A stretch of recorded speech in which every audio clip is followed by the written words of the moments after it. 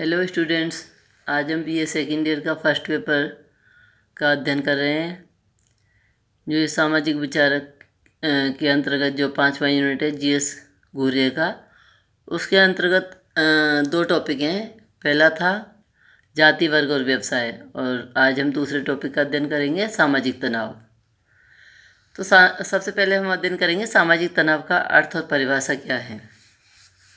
तो professor GS. घूरे ने अपनी पुस्तक भारत में सामाजिक तनाव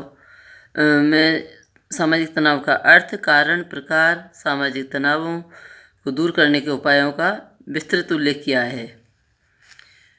हंस मोर्गेनथाउ के मतानुसार तनाव सामाजिक जीवन का सार्वभौमिक तथ्य है। परिवार से लेकर अंतर्राष्ट्रीय स्तर तक तनाव देखा जा सकता है।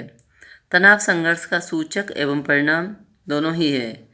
तनाव से शत्रुता, तोड़फोड़, असहयोग एवं क्रोध उत्पन्न होता है।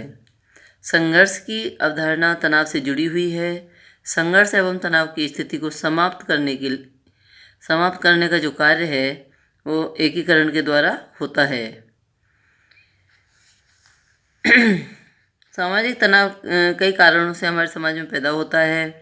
आर्थिक निराशा, सामाजिक कुसमायोजन, सांस्कृतिक संघर्ष, सामाजिक परिवर्तन या किसी भी घटना के समाचार आदि सामाजिक तनाव उत्पन्न कर सकते हैं।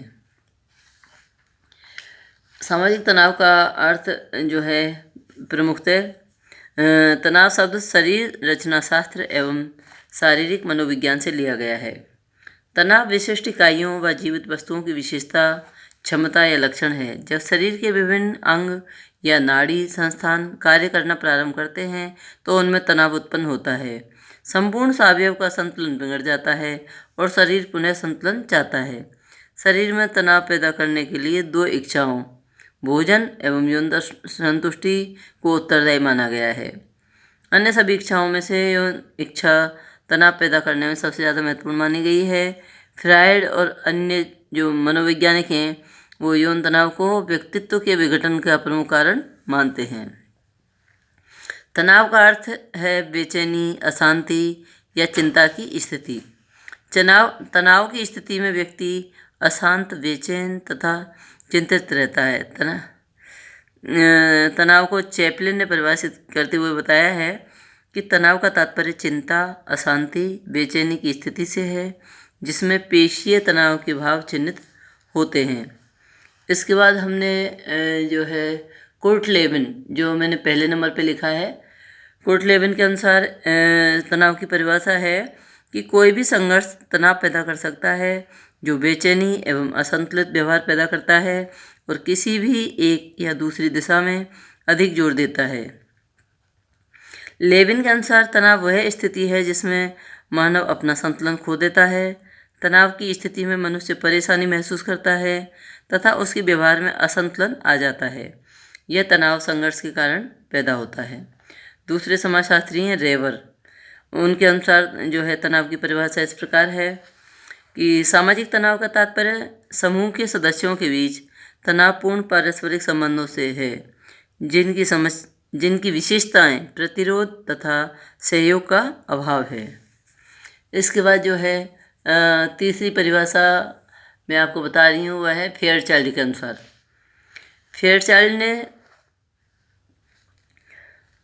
सामाजिक तनाव एक मानसिक अवस्था बताया है जो घर्षण को दबाने और सामाजिक समूहों में व्याप्त विरोध के कारण पैदा होता है। सामान्यतः इनका विकास एक लंबे समय के बाद होता है।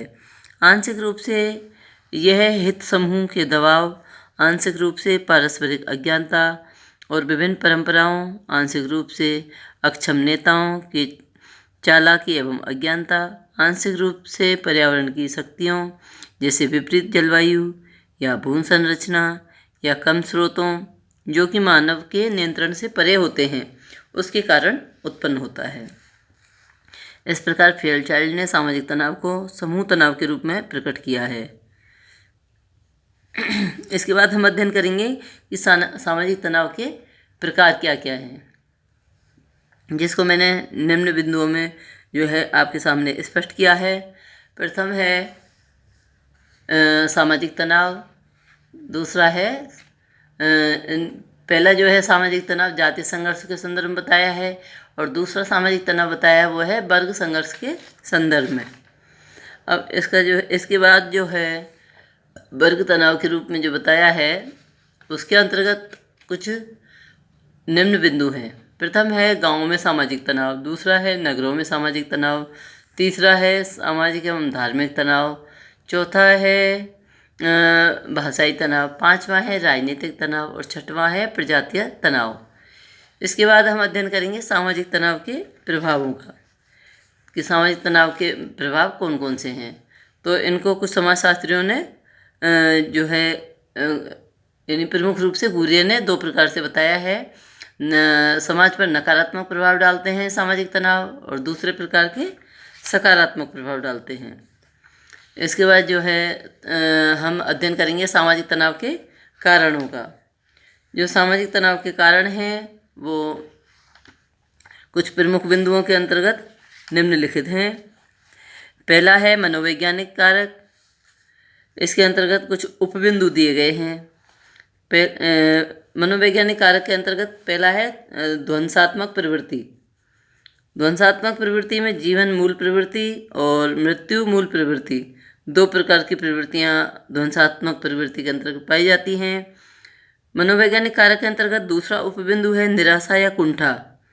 यानी कुछ समाजशास्त्री कहते हैं कि निराशा या तनाव का प्रमुख कारण है। जब समूह के लोगों को उनके लक्ष्यों की प्राप्ति नहीं होती तो उनमें निराशा की भावना उत्पन्न हो जाती है। तीसरा उपबिंदु है मनोवैज्ञानिक कारक में, वो है असुरक्षा का भाव। यानी समाज के विभिन्न वर्गों और जातियों और संप्रदायों में जब असुरक्षा का भाव पैदा हो जाता है तो तब भी सामाजिक तनाव पैदा होता है। उदाहरण के लिए जब हिंदू लोग ये देखते हैं कि मुसलमान लोग हथियार एकत्रित कर रहे हैं या आग्नेय अस्त्र शस्त्रों का निर्माण कर रहे हैं तो उनमें असुरक्षा के भाव उत्पन्न होते हैं। हिंदू मुसलमानों में तनाव की स्थिति पैदा हो जाती है। इसके बाद चौथा बिंदु है मनोवैज्ञानिक कारक का, वो ये है कि प्रतियोगिता एवं विरोध। यानी जब दो समूह या संप्रदाय के लोगों में प्रतियोगिता पाई जाती है और यह प्रतियोगिता विरोध की सीमा तक बढ़ जाती है तब समाज में तनाव उत्पन्न हो जाता है। पांचवा बिंदु है असमान के प्रति नापसंदगी। इसका तात्पर्य है कि सामाजिक तनाव का एक जो कारण है वो घृणा की मूल प्रवृत्ति है। जो लोग परस्पर साम्यता रखते हैं उनमें स्नेह और सहयोग पाया जाता है, किंतु जो लोग एक दूसरे के विपरीत विशेषताओं वाले होते हैं उनमें विरोध और टकराव पाया जाता है। इसके बाद जो है दूसरा उपबिंदु है, जो पहला सामाजिक तनाव के हम कारणों का अध्ययन कर रहे थे, जिनमें पहला था मनोवैज्ञानिक कारक, दूसरा है सामाजिक कारक, तीसरा प्रमुख है आर्थिक कारक, चौथा है धार्मिक कारक और पांचवा है राजनीतिक कारक, छठवां है सांस्कृतिक कारक, सातवां है भौगोलिक कारक और आठवां ऐतिहासिक कारक। इस प्रकार से जो है GS गुरिया ने अनेक प्रकार के जो है सामाजिक तनाव के कारकों का उल्लेख किया है जो व्यक्ति को तनाव को प्रदर्शित करते हैं। इसके बाद GS गुरिया ने सामाजिक तनाव को दूर करने की कुछ विधियों का उल्लेख किया है जो निम्नलिखित हैं। पहली है स्वस्थ समाजीकरण, दूसरी है उचित शिक्षा, तीसरी है राष्ट्रीय धन एवं संपत्ति का उचित वितरण, चौथी है पारस्परिक संपर्क को बढ़ावा और पांचवी है सामान्य लक्ष्य, छठवीं है सामाजिक सुधार एवं उचित विधान और सातवीं विधि बताई है आपत्तिजनक घटनाओं पर रोक और लास्ट और जो अंतिम विधि है वो है स्वस्थ राजनीति। इस प्रकार से सामाजिक तनाव को दूर करने की जो GS गुरिया ने विधियाँ बताई हैं उनमें ये सभी प्रमुख विधियाँ हैं जो यानी समाज से जो है तनाव को दूर करने में सहायता पहुंचाती हैं। किसी भी समाज के सामाजिक तनाव को पूरी तरह समाप्त करना तो संभव नहीं होता, लेकिन उनकी मात्रा एवं उग्रता को कम किया जा सकता है, उसे रोकने के प्रयास किए जा सकते हैं। इसके लिए ही उन्होंने ये कुछ प्रमुख उपाय बताए हैं।